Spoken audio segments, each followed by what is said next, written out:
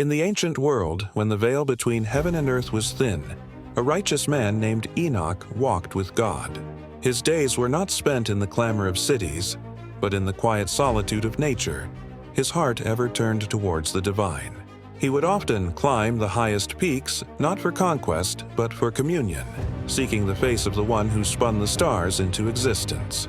On one such day, as the sun dipped below the horizon, casting long, solemn shadows across the land, Enoch stood atop a solitary mountain, his gaze fixed upon the heavens, his spirit open and waiting.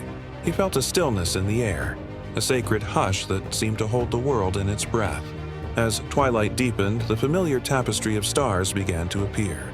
But then, something extraordinary happened. The sky above Enoch did not just darken, it tore open, parting like a scroll. From this celestial breach, a brilliant, unimaginable light descended, not with the fury of lightning, but with the gentle certainty of dawn. It was a light that was not merely bright, but alive, pulsing with a power and a love that resonated deep within Enoch's soul. The mountainside, previously cloaked in shadow, was now bathed in an ethereal glow that seemed to emanate from the very fabric of creation, a beacon in the vast emptiness of the cosmos. The camera zooms in on Enoch's face, capturing a portrait of pure, unadulterated awe. His eyes, wide with a mixture of terror and wonder, reflect the heavenly spectacle. His mouth is slightly agape, as if a word or a prayer is caught in his throat, unable to express the profound experience flooding his senses. This is not the face of a man seeing a mere spectacle. It is the face of a mortal witnessing the infinite, a soul touching the very source of its being. Every line on his face speaks of a lifetime of faith culminating in this single, transcendent moment of revelation and profound reverence. The divine light, having descended from the heavens, did not remain distant. It moved towards Enoch slowly at first, then with a gentle rush, it enveloped him completely. He was no longer a man standing on a mountain. He was a being suspended in a sea of pure, sentient light. There was no heat, no pain, only an overwhelming sense of peace and of being utterly known.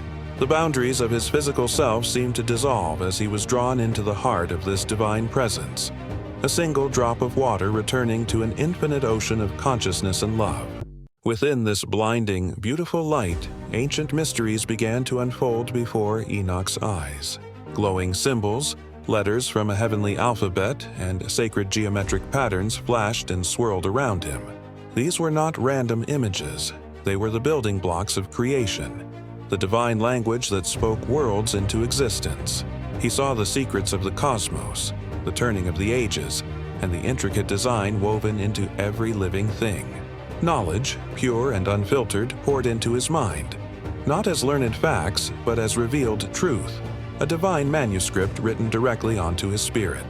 The weight of this divine revelation, the sheer magnitude of the holiness he was experiencing, became too much for his mortal frame to bear. Overcome with a profound sense of his own smallness in the face of such majesty, Enoch's strength left him. His knees buckled and he fell to the rocky ground, not in fear, but in an act of ultimate surrender and worship.